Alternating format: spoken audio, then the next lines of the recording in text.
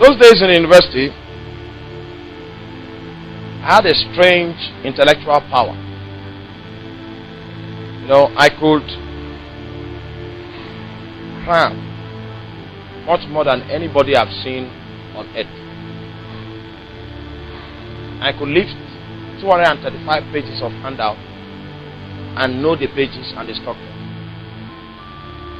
So when you ask me a question, I can tell you that it's in page 250. And I can recite the handout. And it doesn't take me too long to cram the handout. Secondly, if I pick your notebook and I see a structure in your notebook and I look at it for a few minutes, I can snap it. It's scanned in my brain. I can go into the exam hall and produce it. Then I'll forget it. That one doesn't last for long. So if I scan it, that's the first question I will answer. I will drop it. So I don't read. I preach. I preach everywhere. Few days to the exam, I come, I leave the whole note. Now, in doing that, I now gain so much confidence in my intellectual ability. And that was where my confidence was, not in God, but what? Now that's why God fights with us. So what God did, He knew that my life had been designed by reason of those exploits I made. My life was unconsciously designed to rest on the confidence I had in my intellectual ability, and God wanted to use me. So what He did was that He allowed me cram one day, and when I got into the hall, He blew on me. Is it that He allowed the devil to touch my head or something? I don't know. But the thing I crammed. Why He did that was because He desperately wants me to participate in the divine resources that He has made available. But I'm content with my own natural configuration. Now, human beings will rather trust the things that they have seen and known. They don't like something that they have not yet, their senses have not seen. But God wants to sharpen your spiritual senses so that you trust it more than your natural senses. But the way you are structured, you have survived on your skills, you have survived on your gift, you have survived in your ability to make money and all of that. And if God wants to take you higher, it's not as if He wants to hurt you, but the only way He can achieve it is to shut down some of those your confidences so that you can have an opportunity to look outside of the box and to look into that which is offending. So He gives unto us great and precious promises.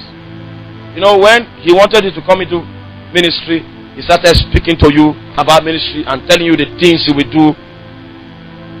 Then I say, no, this business. Then He will touch that business. And suddenly, the confidence you have developed for yourself begins to go down. And all that is left is a promise that He has given you.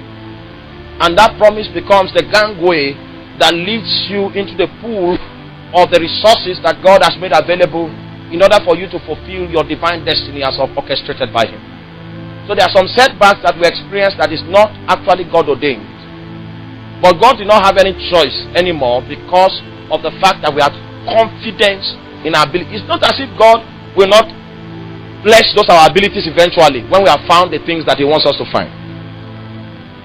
Because when I now submitted to what He was calling me into and I accepted it, the brain came back. The brain came back. In fact, the brain came back so much that I wanted to cram the whole New Testament. So intense like that.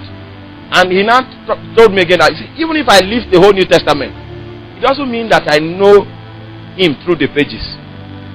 So I now stopped doing, even in the gospel too, I wanted to use the brain.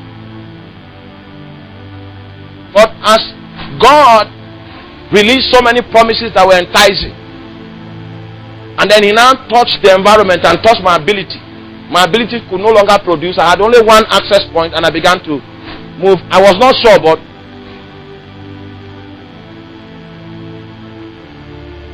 and as I was moving into that, that situation, alright, of the other things you have confidence in collapsing.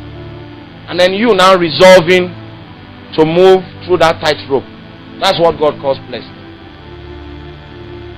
And I can show you from Genesis to Revelation.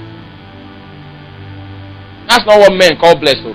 You look down, you look out, but you have found that access route and you are lured through promises to walk the path of spiritual progress. That resolve from God's perspective is what he calls. So if he sends an angel to you that time, you say, oh, blessed and highly favored. But when you look around, you may not see something in the circumstance that suggests that that salutation is for you. And you begin to wonder. And you notice that when... Are you with me? Now, so there's a bait that he puts in place to draw you. And those baits are great and what? Precious promises. He invades your mind with all kinds of dreams. And you wake up and you look around and say, hey! No, the angel missed his way. He is not, no, Then he gets to a point where he knows you will trust what you know. So he touches those things and pegs them. And his government goes to work until he can harvest you to walk the path of the like precious faith. That's the path of your destiny. Into the resources that he has made available. It is from that point that you now begin to discover the powers that are available.